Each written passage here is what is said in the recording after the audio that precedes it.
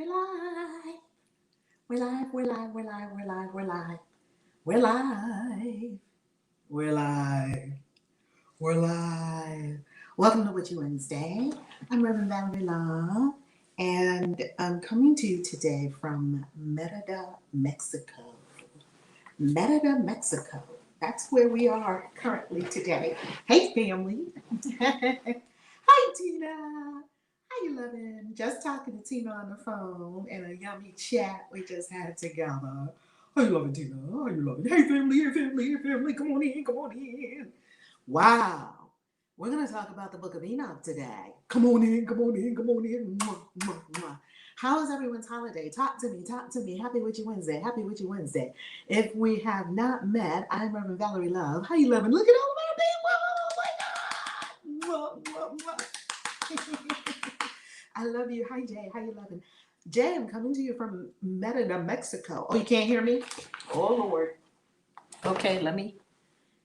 Is everybody else having an issue with the sound? Let me know. Because otherwise, may have to switch to my phone. Finally able to catch me live. Come on, Rihanna. Brian, happy Witchy Wednesday. Darla! How you loving, Darla? How you loving, family? Question. Can you all hear me okay? Can you all hear me? You can hear me, Christina? You know what I realized? I got your spellcrafting book on Monday. Ooh, tell me about it, Pat. Tell me about it. Wait a minute. Let me get up again. Tell me about it, Pat. Tell me about it. OMG. You can hear me? Okay, good. Good, good, good. Jay, you know what? Oh, good. Okay, Jay. We're good. We're good. Rihanna, how you loving? Christina, how you loving? Dan,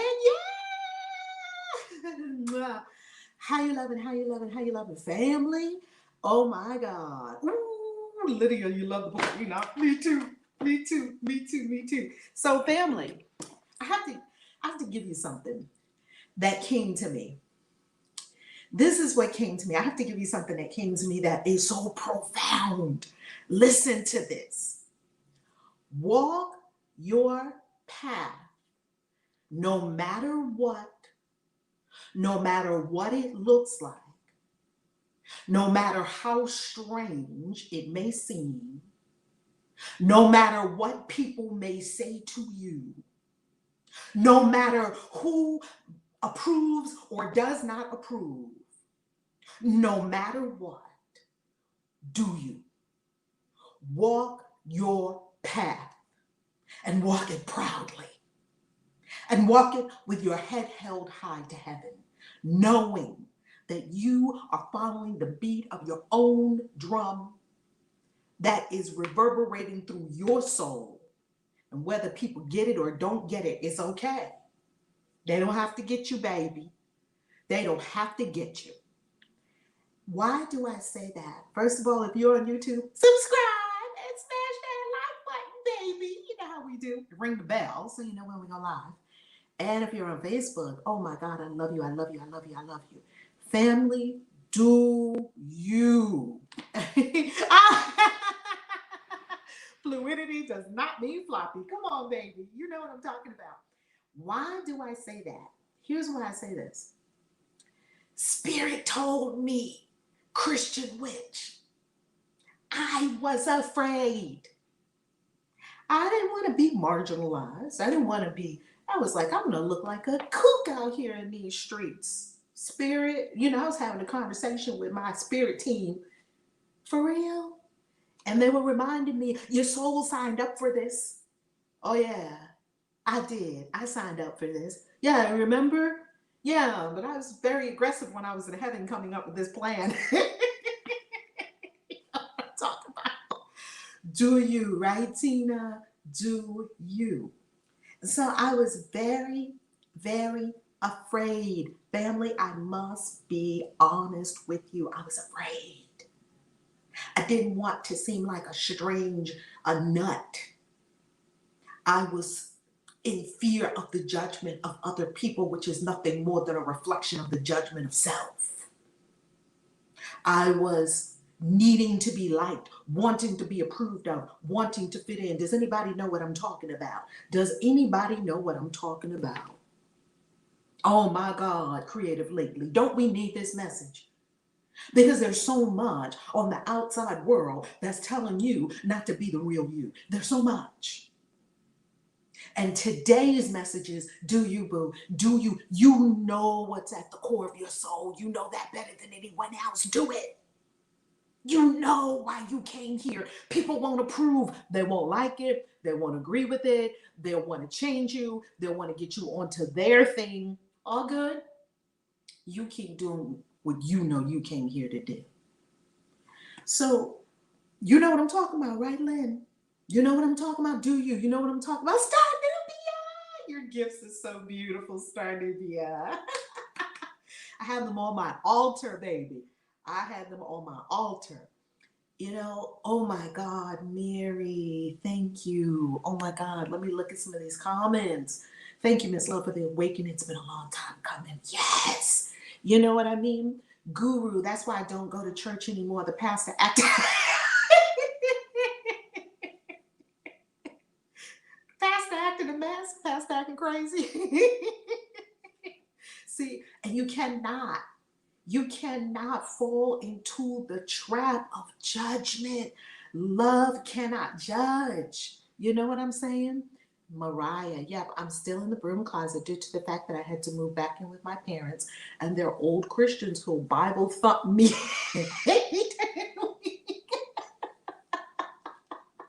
I feel you. I feel you.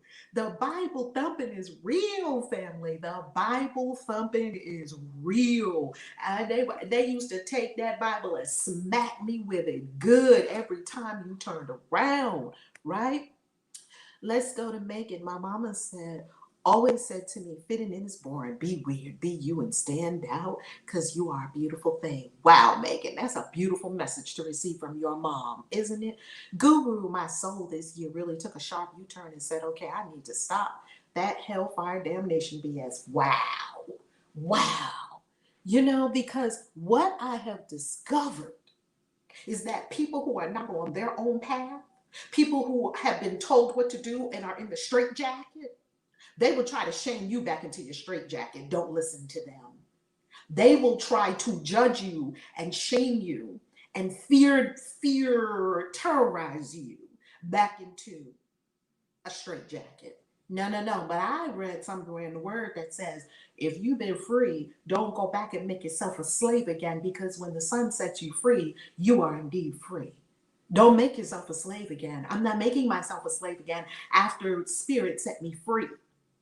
Spirit set you free for a reason, right? Oh my God, Christina. Fitting in, I feel like they want me to be normal. I think normal is insulting, isn't it though? And we didn't come here to be normal, did we? I came all the way out, and I don't care who knows it. It's my time. Ooh, come on. I love it. I love it. Megan, my mama. Oh, yes, we did that's beautiful. Now, here's why I say this. So I'm following my soul. And you know, following your soul is like walking through the darkness, feeling your way. It's like this. Okay, soul. Like, do you really know where you're going? No. Do you really know what it's going to look like? No. Do you know the who, the what, the where, the why, the when, or the when? No. All you know is the what. I must do what I came here to do. And why? Because that's my only fulfillment. That's my deepest fulfillment. That's why. You know this. You know this is your deepest and greatest fulfillment, right? Christina. Hey, Terry. Exactly. I love being the beautiful disaster I was born to be. Come on. Yes to beautiful disasters, baby. Yes to beautiful disasters.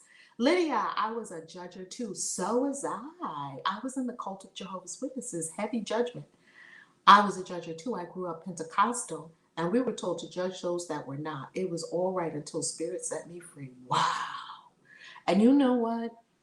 When Spirit sets you free, and you're no longer in judgment, and you're no longer afraid of judgment, and you're no longer bringing judgment, and you're no longer ruled by judgment, and you're no longer ruled by fear, and you realize that all the shit they made up about God just ain't true, God gonna get you. God is like, I don't think so. God has a book in heaven, and if your name's not in it, you're not written in the book of life. Preach, Pastor. That's what we were saying. Preach, Pastor. Well, maybe not. Maybe it is not quite like we received the story. And this is not to bash on churches. I say it all the time. This is not to bash on any spiritual path. This is to say you must follow your path, which is different from everyone else's path. And I agree that religion, it can be the opium of the masses if you use it as a drug. If you use religion as a drug, you're taking another hit to the arm every Sunday, you're going to be out of luck because your soul is not going to stand for that. Yeah, religion could be the opium of the masses. So you got to disconnect that. Don't listen to other people. Please don't even take everything that I say as gospel, because nothing I say is gospel. Not one word I say is gospel. All I do is share my learnings. That's it. I don't have no gospel. I've got zero gospel. Danielle, how you love it? I don't have your answers. All the best I can do is search diligently and be in my soul's journey and share with you what happened. That's the best I can do. I can't give it to you. You get it for you, right? I'm here to inspire. I'm here to uplift. If you want to jump up and do it, do it. If you don't, beautiful, you cannot. You're still loved. It doesn't matter. You're still loved. You're still adored by this great universe of life. Why do we think we're not loved? You're so loved, whether you get up and do it or don't do it. This universe runs on love, baby. It runs on love. Woo! When I discovered that, I was like, well, let me just be in the love. Yep. And it'll work out. Somehow it will work out, baby. Somehow to work out, right? So,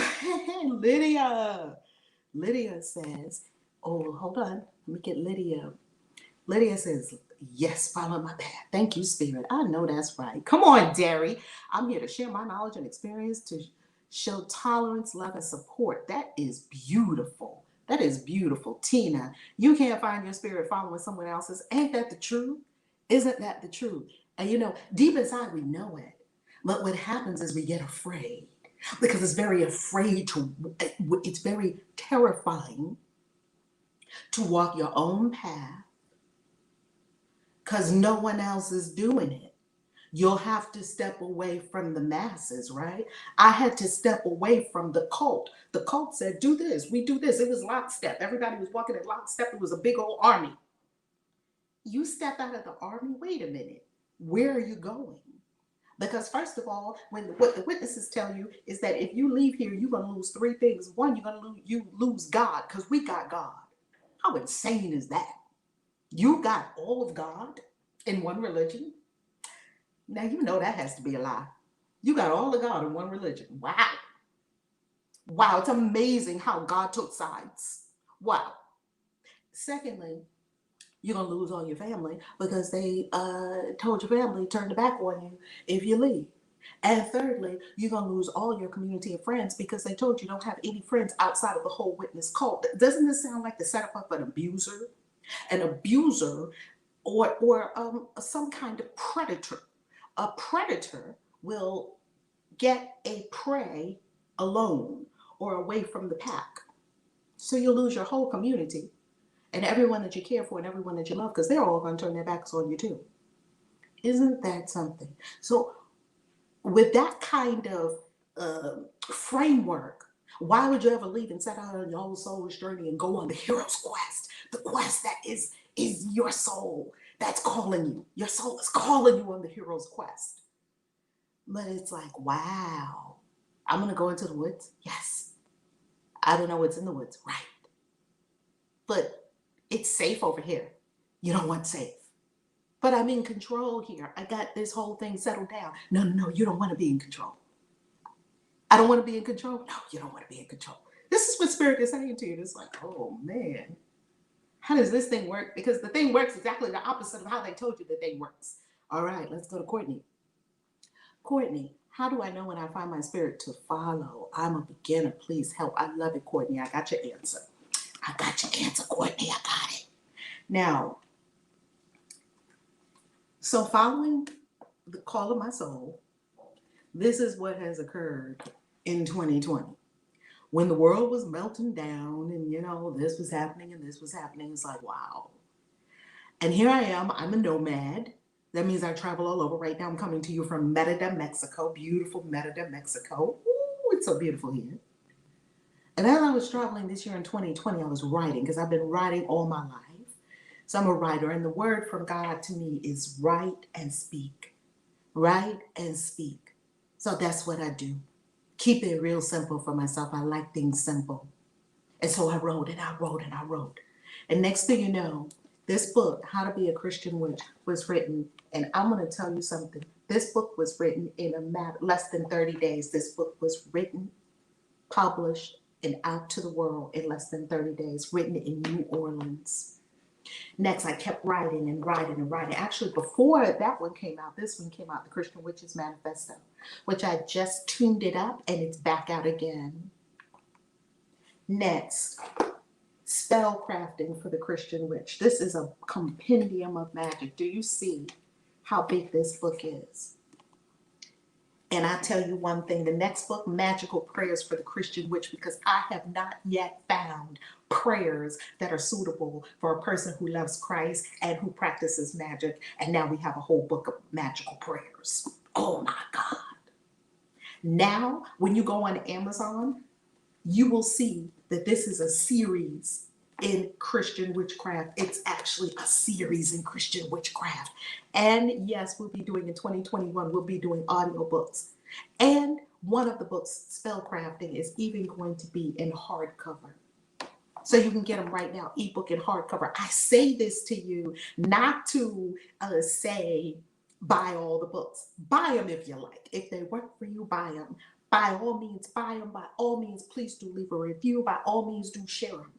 I'm sharing this with you today on a deeper level to say, answer the call of your soul, because you don't know where God is taking you. You don't know what it's going to look like. You don't know what's going to happen. I only can tell you it's going to be good. It's going to be so freaking delicious. And you know what? It's going to fulfill like nothing else can. Boo, look at me. You keep trying to find fulfillment in food, sugar, ice cream. I did it. Sex, drinking, smoking weed, whatever your thing is. You're not going to find your ultimate fulfillment and happiness until you are on the destiny call of your soul. That's where all your fulfillment is, all your money, all your deliciousness, all your people, all the teams, all the support. That's where it is. Maybe you're over here and all the deliciousness is over here waiting for you to come over here, baby. You got to be aligned. How? Follow your heart. Just do what your soul came here to do.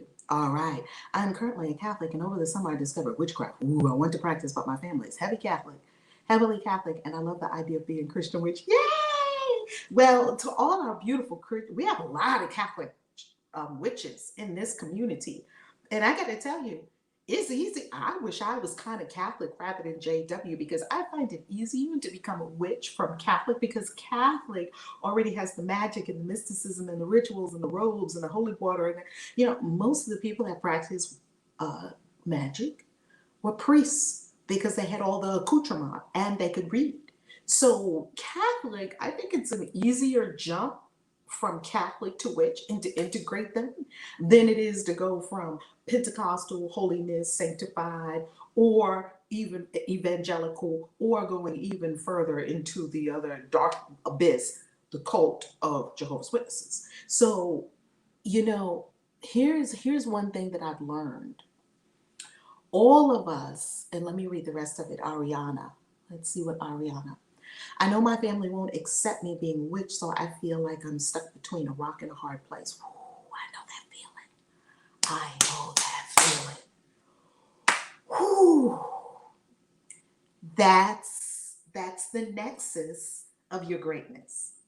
That's the sweet spot. Actually, it feels like being between a rock and a hard place.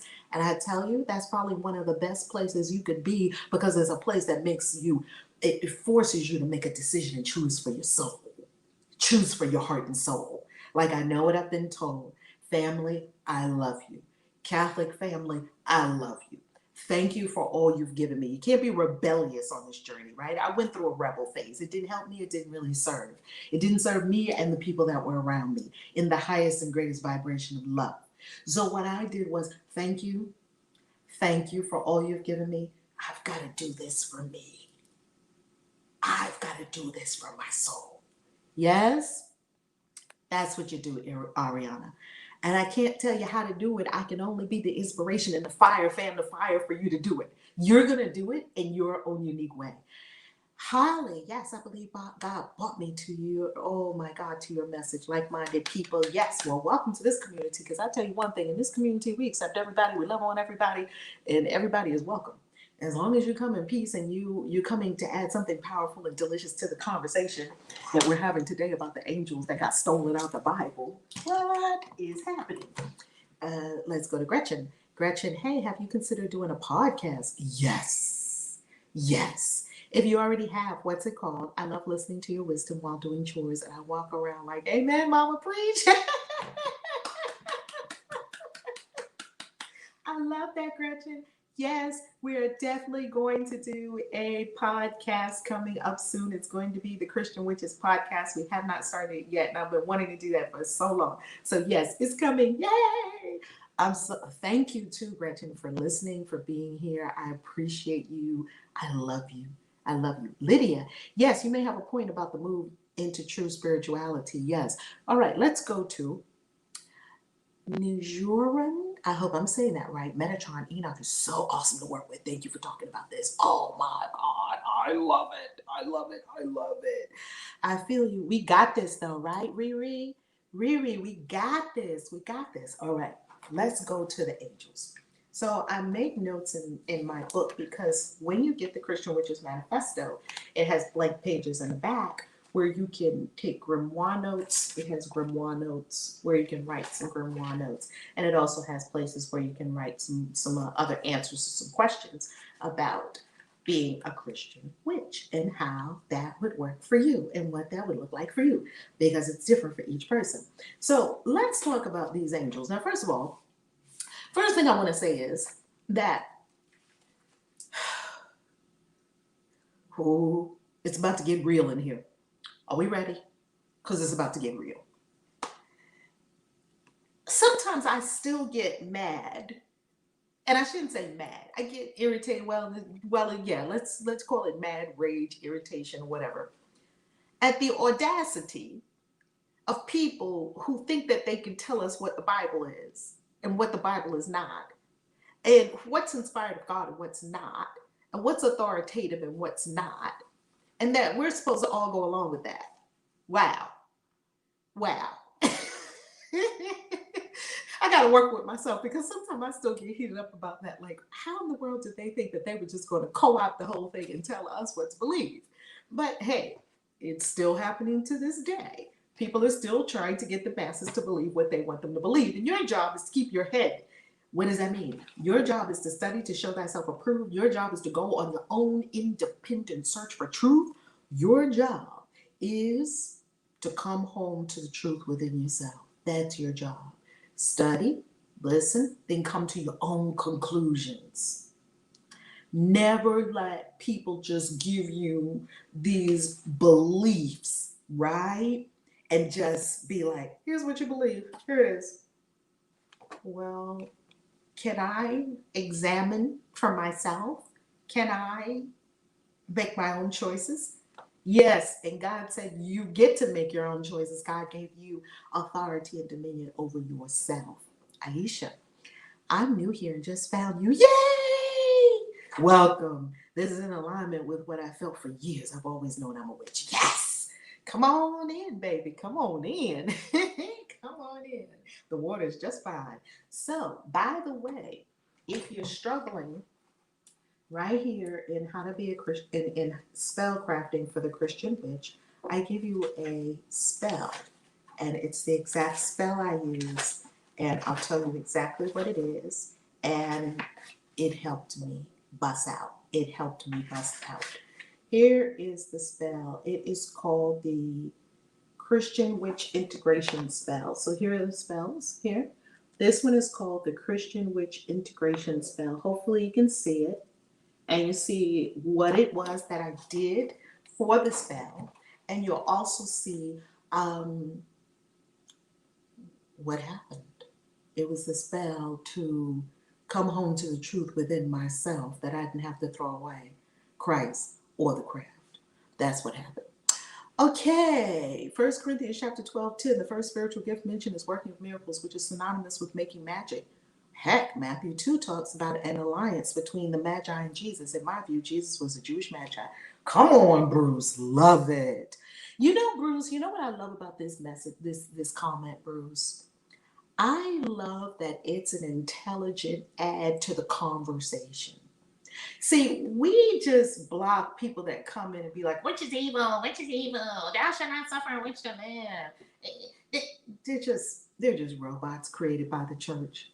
Like, we're having a true, real discussion here about matters of the soul, and we're examining scripture, and we're examining our own spiritual path so that we can come to truth and understanding within ourselves and free ourselves. That's all, and become God.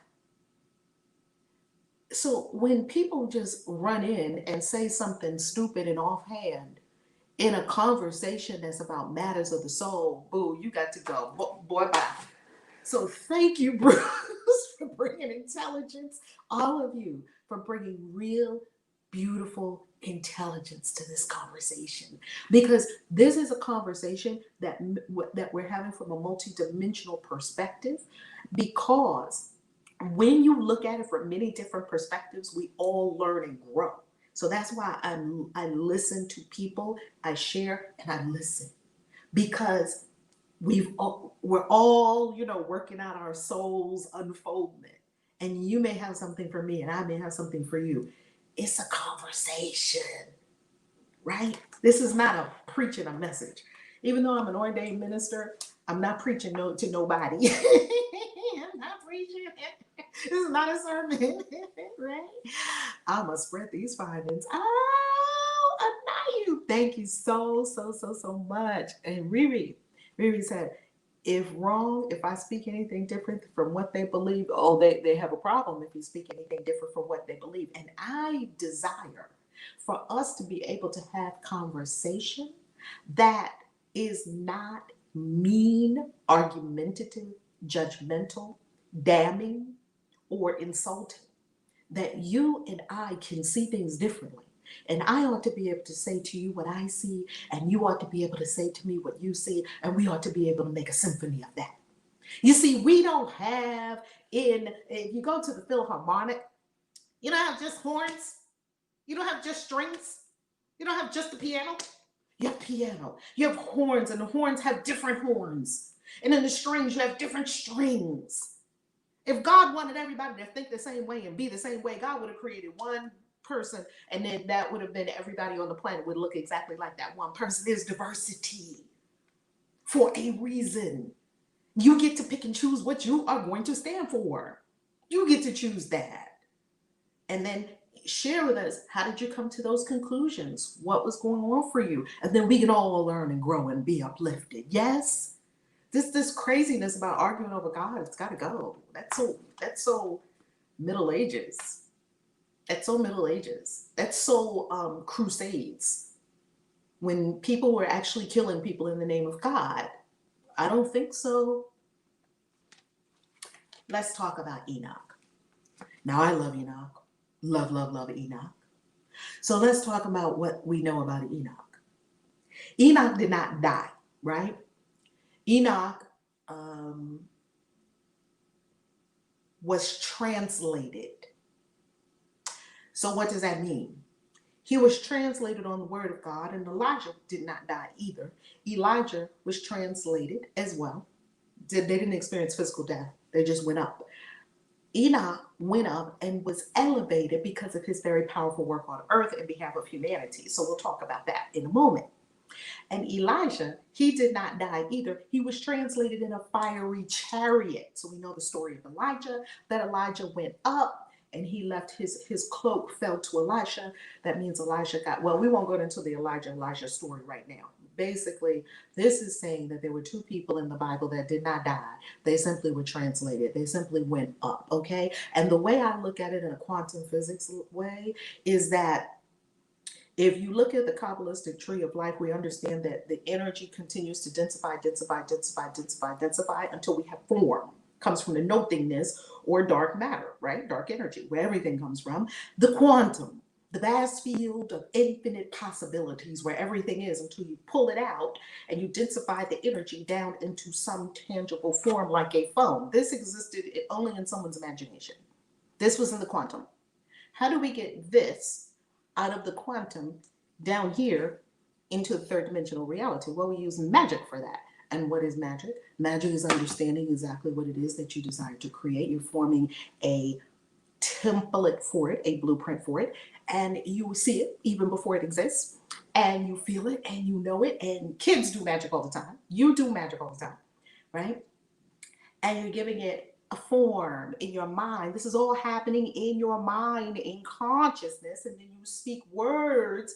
And what are words? Words are energy patterns, and you're sending out this energy, and it goes into the quantum. It begins to move the spheres. It begins to move the dimensions, and in the dimensions of the energy, you're drawing energy down, and here comes the energy, and it's forming according to the mold that you have for it in your mind. You're doing this all the time. This is alchemy. This, you're born to do this. You're a creator. You do this without even thinking. You say, I sure would like some chocolate. Somebody shows up with some chocolates. You just did magic. It happens all the time. It's natural. It's natural. Okay? So if we were believing, right? If we were in a place where we could really believe that we wouldn't die, you probably wouldn't die. Because there's no limits for an infinite being of God, a child of God like you. There's no limits other than the limits that we subscribe to and believe and put our energy on. So, Enoch, he had had all these conversations with angels. So now let's talk about the angels that he was having conversations with. He knew of the 7 archangels of the presence. Now, these 7 archangels of the presence, very specific beings who are mentioned also in Revelation. Yet, the whole rest of the Bible doesn't talk about these 7 archangels. It only talks about 2. And it only calls one an archangel, Michael. It doesn't even call Gabriel an archangel, which Gabriel is an archangel. But the Bible doesn't call Gabriel an archangel. The first angel that it mentions is Archangel Michael in relationship to his war against, the forces of evil or whatever you want to call it, right? That's a whole nother discussion for another day. We're talking about the 7 archangels, and I will give you their exact names and tell you what their names mean now. And you can find this for yourself. By all means, go ahead and do yourself a nice service of going and studying the book of Enoch. I will give you one of the best places where I love to study the book of Enoch, and that is the pseudepigrapha. So go to pseudepigrapha.com. Pseudepigrapha.com. Now, pseudepigrapha is spelled PSEUDIGRAPHA.com. I believe that's the proper way to spell it. However, it does start with a P.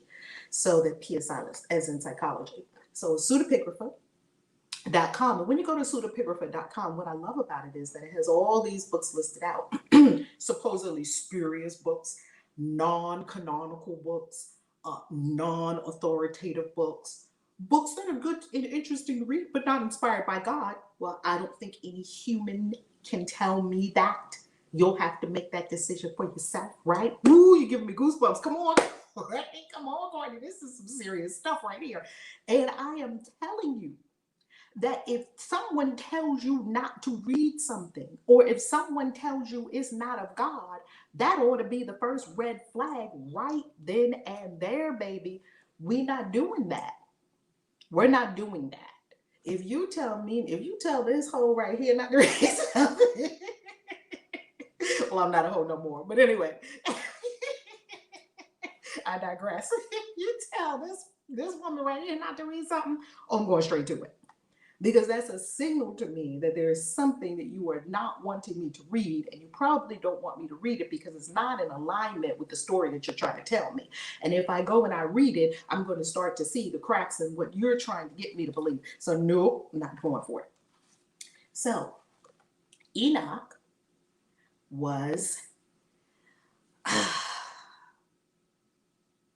a very, very, very, what's the word I want to use? Ascended kind of being, okay? So, Enoch lived during the time when we know the story, the watchers, these were angels, heavenly beings, that were supposed to watch over humanity, to take care of humanity, and they were supposed to be our guardians, I guess you could call it. Well, the watchers started looking at the women. We know the story, right? And the women were so beautiful. That's why Paul said to women to cover their heads, because, he was giving a reference to the book of Enoch, to cover your heads lest the angels become ensnared and seduced. This has been a long ongoing story, and you find this story in almost all the religions. You find this story of being enchanted by the beauty of women, which it's real. That is real. So, and if you don't know about the enchanting wiles of women, not just women, sirens, uh, many sailors talk of sirens, that they were so enchanting and so irresistible that literally they wanted to tie, they told, one captain told his people, tie him to his ship with ropes, because he would not be able to resist the enchanting allure. And we've all fell into an enchantment. We've all fallen. This is not even something that we have to argue. Everybody's been enchanted by something. If you haven't been enchanted by Nicki Minaj, you've been enchanted by Rihanna. If you haven't been enchanted by Rihanna, you've been enchanted by Beyonce. We have many enchantresses. So this whole idea of cover all that up because you might get us, that's real. And so what it says to me is that we're not supposed to cover it up so that you can't resist. You're responsible for yourself. You're responsible for not being caught by an enchantress. Don't tell the enchantress don't be beautiful and enchanting, because I can't take it. That's what they used to do in the witness world. Don't wear short skirts. It's too much for the brothers to handle. Look, I'm not in charge of your mind. If you can't take looking at my legs, then you have a problem. Okay, I'm not talking about going in up in the middle of church with no hoochie mama gear on. I'm not talking about that. I'm also saying that we're not going to, this whole idea of we've got to cover and shroud this beauty because it's too much for us and you're going to lead us astray. No, you got to take responsibility for your own damn self if you get led astray. So the story in Enoch was that the angels, the watchers, right, these angels, they got so intrigued by these beautiful women, and they said, we're gonna go down there, we're gonna have these women for ourselves. So that's what they did, right? So they all came down, right? Not all of them, a bunch of them. They say 200 of them came down. So 200 of them came down, and they began to, take these women as wives. Now, the thing about these angels is these watchers, of course, they can transfigure themselves, right? They're shapeshifters, so they can shift. And the Bible talks about this all the time. Bible is always talking about shape-shifting, because the angels are always shifting into some kind of form, some kind of acceptable form for the person to be able to talk to them when they're talking to them. So when they came to Abraham, Abraham saw them as men. He was like, oh, come on in. And they were like, hey, this is the deal. You're going to have a kid, blah, blah, blah. And then they vanished and disappeared. And it's like, oh my goodness, we're in the presence of angels, right? So angels are always shape-shifting into different forms. Well, after they came down and had sex with these women, the women got pregnant. But of course, the children would not be humans, right? Of course, the children are going to be sons of the gods. Does this sound familiar? Does this sound like the Greek myths? All the Greek myths, that you got part human, part god as your genome. This is a story that we've heard recurring. This is not just in the Bible, right? So anyway, they come down, and then the babies were giants, right? The Nephilim. Now, this is also spoken of in the Sumerian tablets where we read about the Anunnaki. All of this is all over the ancient world. This was all considered very normal. Like we are the ones that are so technologically, supposedly so caught up in technology that we no longer believe in magic and animals that can speak and shape shifting and angels coming in. But this used to be normal for people. This now we're like, oh, we don't believe that. We're scientists. We're scientific. Okay, whatever. Now I love science as well, and I also know that there's magic. And that's not a question. Do I wonder if there's magic? I know there's magic. That's not a question. Now, next, what happened after this? Enoch. Oh, this is just going outrageous. This is just becoming out of control. Enoch is talking to the angels. We got to do something about this. He's a holy, pious man. The power of one pious man or woman or whomever, right? It shows you that your life matters. Because even one person in the midst of all this craziness going on, the Nephilim, the giants, they're going around just wreaking havoc on everything.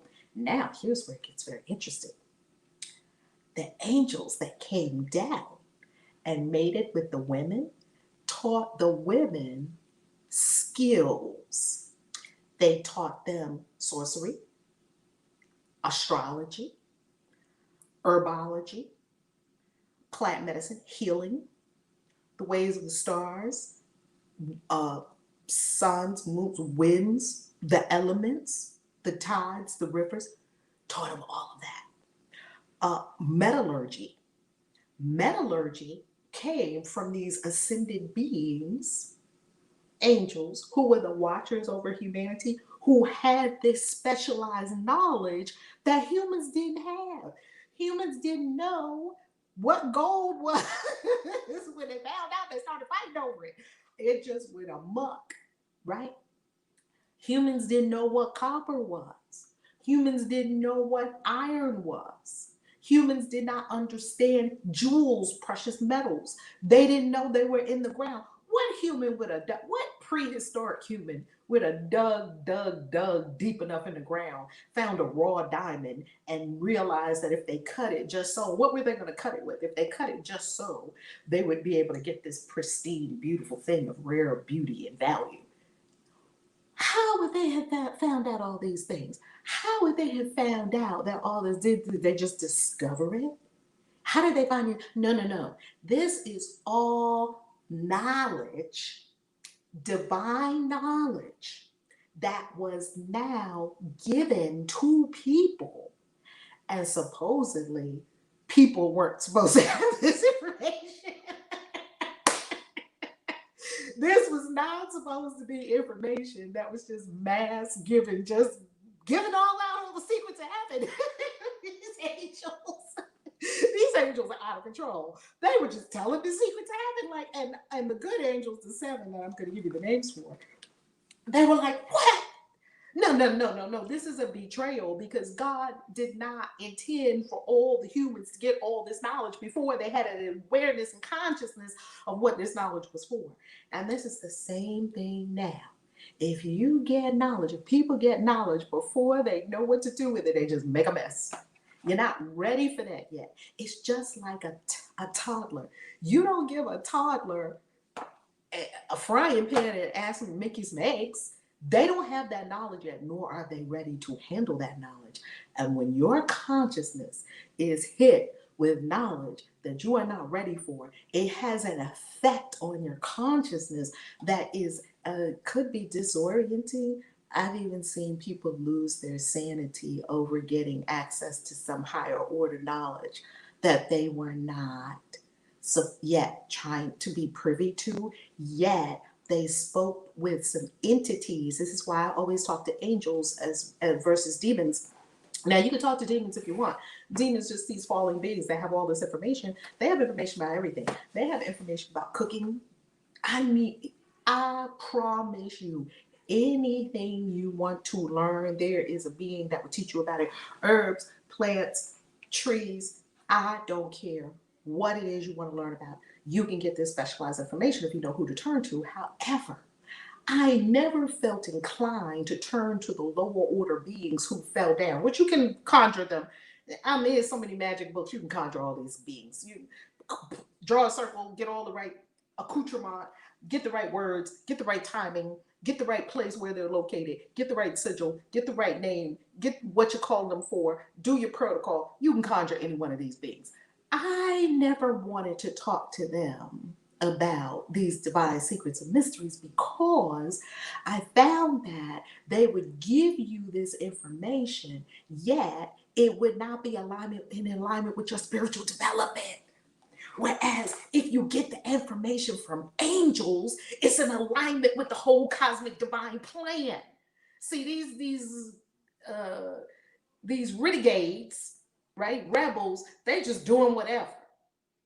That's why it's a problem. It's not a problem for you to know sorcery or for you to know astrology. It's a problem if that is not in alignment with your soul's unfoldment. There's an order for this thing. Maybe you're 3 and you're getting the secrets of sorcery. You're just going to fry yourself and other people. We don't know what the age of the soul is. That's why I love working with angels, because they're always going to keep you in alignment with your own soul's unfoldment as you receive the divine mysteries and secrets, and you're always going to receive the divine mysteries and secrets at the perfect time for you. Let's go to the 7 archangels. So these renegade angels, they doing this thing. The earth is not what God intended. And so what happens next, right? What happens next? What happens next is Enoch praying, praying, praying. There's always someone that's praying, right? There's always someone very ascended who just wants to do the right thing for humanity. I love that, right? In these stories. So here comes Enoch. And so Enoch is praying. Of course, he's pious, he's holy. He has not, taken part in any of the unrighteousness going on the planet. And so therefore he has access to heaven realms, and he's talking to the angels in here, and the angels are talking to him. And the 7 archangels get together and say, we got to tell God about this. Now, according to the story, the noise was rising so much from the earth, because the earth started off as a garden. It's very beautiful, it's very peaceful in that part of the world, right? The garden. And then all of a sudden, it's just a whole lot of ruckus. And what the angels are saying is that the noise has now reached the gates of heaven, like the outcry is going up, up, up, up. So these 7 angels, the archangels of the presence, who stand in the presence of God. Do you understand what that means? These 7 are in the presence of God. Goddess, I am the all, the one. Now, I'm not talking about sky gods. I don't believe in sky gods. And I'm not talking about God being a man. That's not my jam. I'm talking about the source. I'm talking about source, right? These 7 angels are right there in the presence of source at all times, unless they go to an assignment. Well, the 7 decide that they are going to do something about this. So they go to God. God, something terrible is happening on the planet. God's like, yeah, sure is. We got to do something about this. What are you proposing? We propose get rid of all these people. We need to wash the whole thing clean. We need to start fresh. This thing is a mess. God was like, well, what do you have in mind? Angel's like, something dramatic. The Bible is so dramatic. Rain from heaven. Floods. Because if we send fire, well, that's going to just kind of burn up the whole place, make it a crisp. That's a problem. We don't want fire. We don't want everything burned to like a shred. I'm going to write a book about this one day. And well, what about, we can't just blow them all off the planet. We could take all the gravity away from the planet for a while. Everybody just fly off into space, but flood. So wash. We're going to wash the planet. We're going to wash the whole world. Start from scratch. So Uriel, one of the 7, let's give you the 7 right now, and then tell you what Uriel did, and how he came in contact with Noah. Michael. These are the 7 archangels that are not in the Bible. They're just clean Clean, stole 5 straight out. Just stole them. That's the way I look at it. That's why this video is titled "Who Stole the 5 Angels Straight Out the Bible?" How do you even steal archangels? How do you do that? Anyway, Michael. We know his name means who is like God. Gabriel. Now, Gabriel always sort of had this feminine energy to me. We know archangels are asexual. They're not, they don't have penises and vaginas. We can get that stuff out of our heads. And also archangels, they're not these people walking around with these long flowing robes and this long blonde hair. Singing all these songs with jewels dripping. That's not it.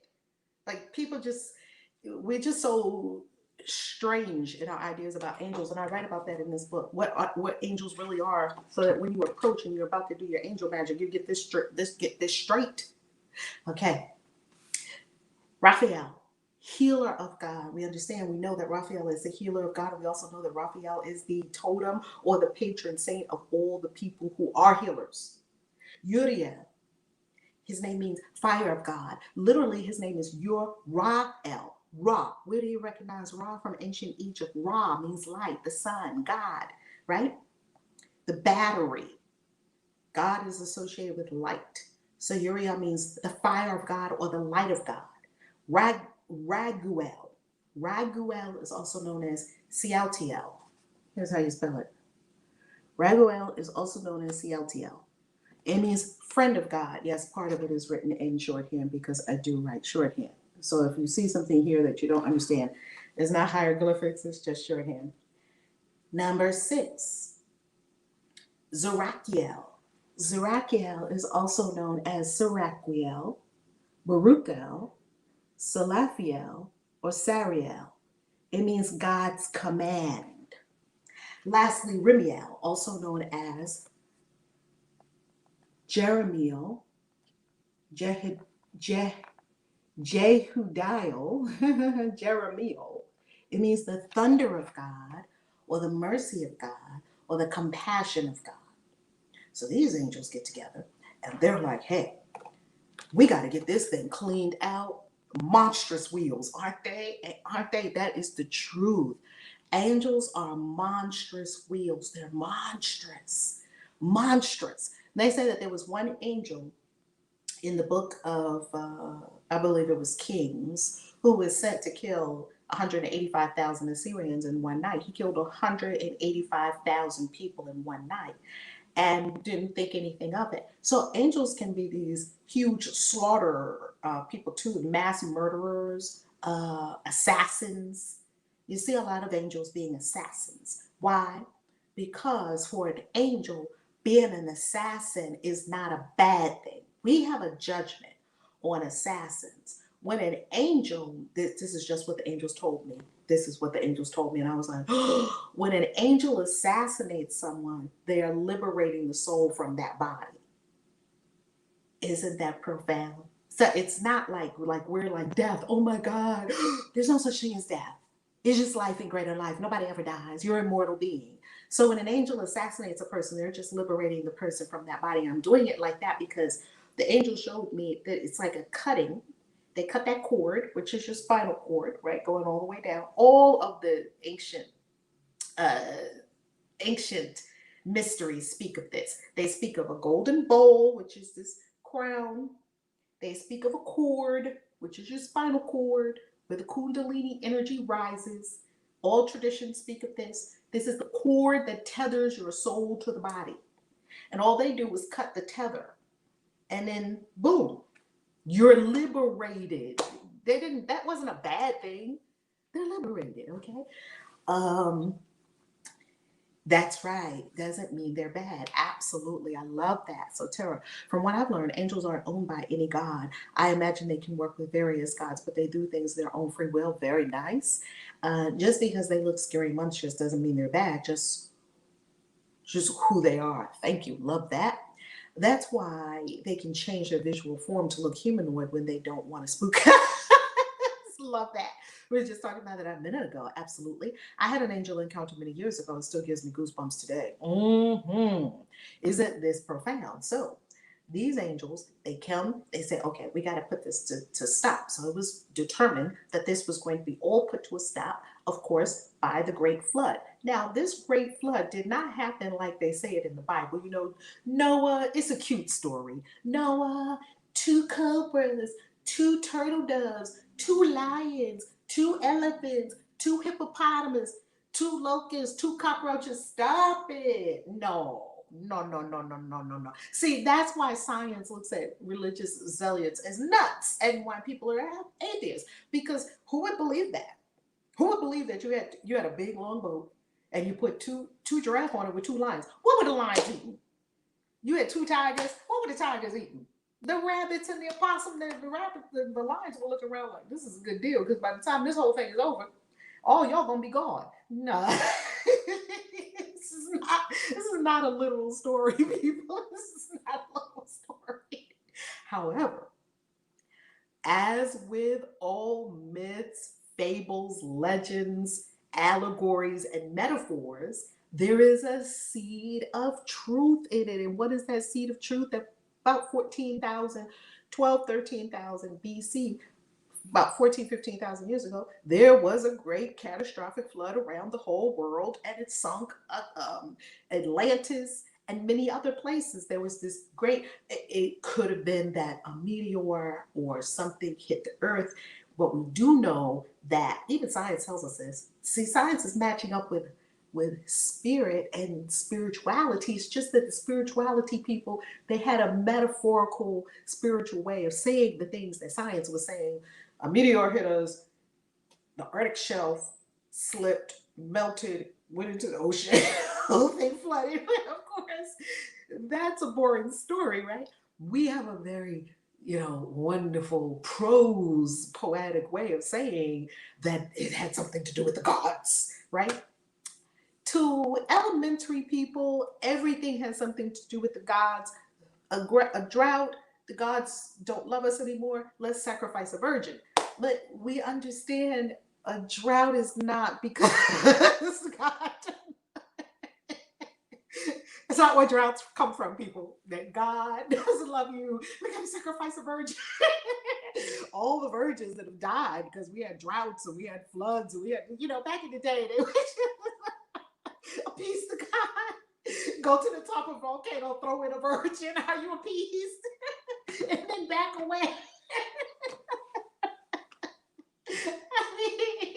I don't want to laugh at our forebears because they were just doing the best they could.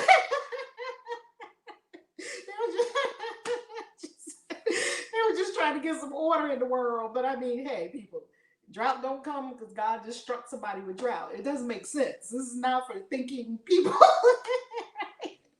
So we understand that these metaphors, they mean something, right? So Uriel goes to Noah in the story, and he is now going to help Noah understand all about that there's a flood coming and that there is going to be, destruction. Now, there is part of truth to this story. There was a great flood around the whole world. As a matter of fact, when we go to Sedona, you can see in the strata of the mountains the water level, where the water was, and now it's all dry. You can see it. This is not anything that we're making up, right? Oh my goodness, I love this story. I love this story. It's so cute. Look, Tara Durr. Oh my God, I have so much fun with this stuff because you know what is amazing about it? What's amazing about it, like the Black Virgin candle.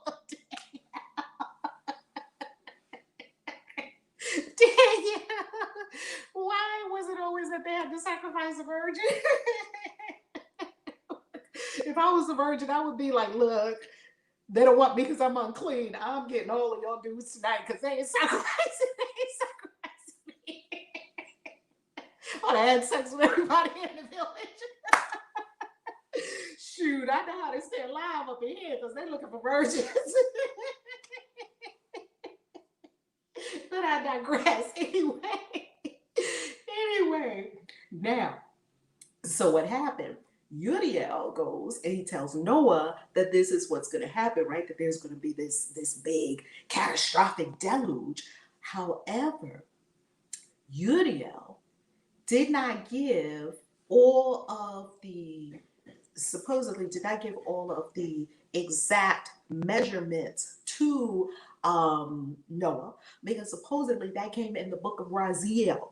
Okay, Raziel, the angel, Raziel. This angel is the archangel of um, magic and mysticism. And there's a book, the book of Raziel, the angel. And supposedly in this book, he gave Noah many secrets to how you could survive something like that, basically. But you know, the story we got is he built a big boat and da da da da. Okay, so we must understand these things are metaphors, and we cannot continue to believe childish things that have been proven not so by science. And I'm not saying that science is the arbiter of what I believe in matters of faith. It's not.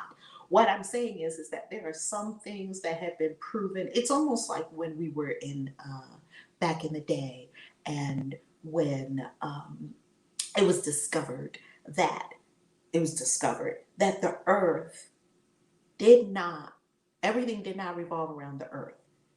Galileo, supposedly Galileo, right, told us that we revolve around the sun. The sun is the center of this galaxy, and that Earth and the other planets are in an orbit around the Earth. What did they do to Galileo? They killed him. Well, they tortured him first, and they put him under house arrest. And the church did this. You better recant that, because we're the center of the universe. I don't care how much praying you do, you're not going to make Earth the center of the universe. It's not going to happen, right? So that's astrological uh, understanding. That's physics. That's quantum theory. That's, you know, and if you look at the planets, we haven't mapped out all the heavens. Yet there are some things that we do understand, and we know that everything don't revolve around us and our idiocy. That's what we thought. And so people were killed over that. People were killed over foolishness and things that later on we discovered, oops, my bad. Just like they killed many witches over things like that. Now, let's end with this. When did the whole idea of Enoch get taken out of the, I don't want to say taken out of the Bible, because the Bible hadn't been formed yet. Enoch, the book of Enoch, was written hundreds of years before Christ. They say somewhere around maybe as old as 300 BC. And they did not come up with the actual Bible canon until, write this date down, 382 AD, which would be over 300 years after Christ, close to 400 years after Christ. And Pope Damascus oversaw the Council of Rome. And what was that council? That council was where they were going to say, okay, what's going to be in the Bible? Because before, we didn't have a big book that's like a Bible. Books didn't exist, right? The Gutenberg press hadn't been invented yet. So there was no such thing as a Bible. There were scrolls. There were books. There were some books that they were so holy, and people just said that they just came straight from God. They were believed in. They were talked about. They were discussed among the Jewish people and among the people, not Christian people, because there were no such thing as Christian people until later, okay? It could not have been Christian people. The word Christian wasn't even made up. It was not a thing, okay? It wasn't such a thing. People who followed this Yeshua person. And there were many different people that followed Yeshua, many different competing strands of Christianity, I guess we could say, after Yeshua passed on. There were many groups. There were the Essenes, there were Gnostics, there were all kinds of people. And what happened? Well, what mostly happens in history, the strong arms come in and plunder. And in matters of spirituality, wow, how can we let ourselves be plundered spiritually? Don't do that, right? It was too controversial, wasn't it, Yolanda? And so the church at the Council of Rome, AD 3, no, not AD, yeah, AD, Anno Domini, in the year of our Lord, which is CE, Christian era. In 382 CE, 350 51 years after the death of Christ came, we're going to put this Bible together.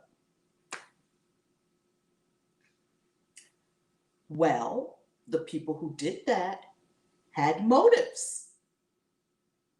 We're going to make everybody believe what we want them to believe. And the Holy Roman Empire still controls people to this day through the long arm of religion, going all the way back to the 4th century.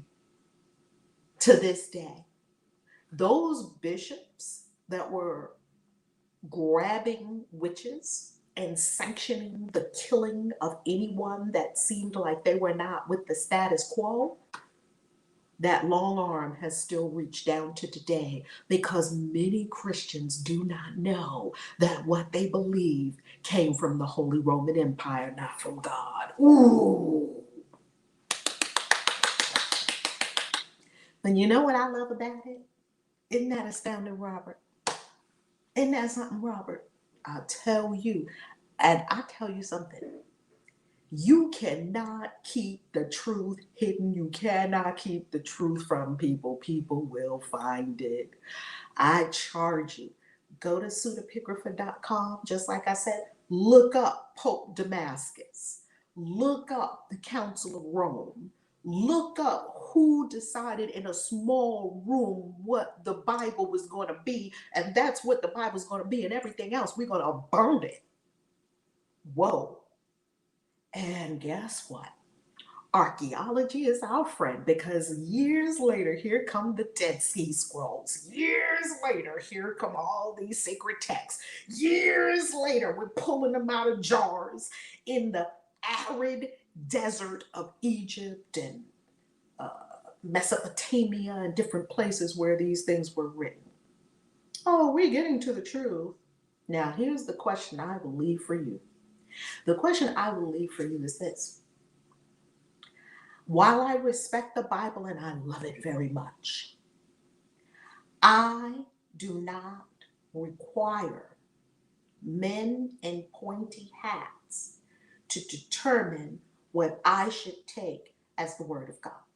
Now, that's just me. You can come to your own conclusions. I'm just here to bring information and to inspire you on your hero's quest. As for me and my household, no one is going to tell me.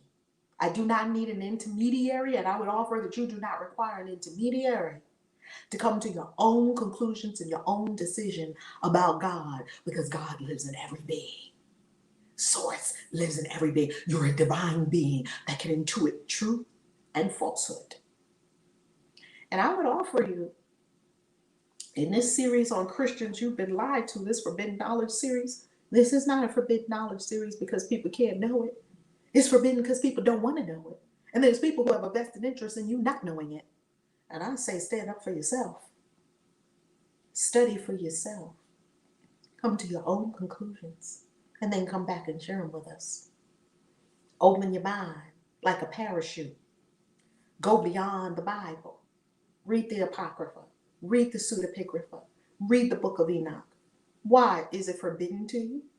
If it is, why is it forbidden? You just have to start asking questions. Why? Because this is your soul. We're not talking about a baseball game. We're not talking about what you're going to wear. We're not talking about what you're going to eat for breakfast. We're talking about your soul. That's it for today. Coming to you from Meta, Mexico, baby flamingo. Please make this live stream available to see again on YouTube. Excellent information resource. Yes, this is staying on YouTube, both on the Christian Witches YouTube channel and the Valerie Love Kaisi YouTube channel, and it's on Facebook. It is in 3 places. It lives in 3 places. Ooh, Roberto, you just finished Thomas's Infancy Gospel of Thomas. And it's treacherous. Jesus was just killing people left and right. Baby Jesus. Baby Jesus wasn't having it. He was chopping heads, baby. Baby Jesus was out of control, and they couldn't get him in control. They were like, "Baby Jesus, can you stop killing people?" that they would have your head spinning. I'm telling you, you'll be messaging me shortly. Beautiful Danielle, yay! Just Christianity, Catholicism is the most common yet. Amber, this really resonates with me. A perfect way to start my 40th birthday. Happy birthday, Amber! Happy birthday. Well, family, I love you. God bless you. Go look it up for yourself and let me know what you find. God bless you. Have a beautiful day. Mwah. Peace. Kaisi out. ValerieLove.com and ChristianWitches.com.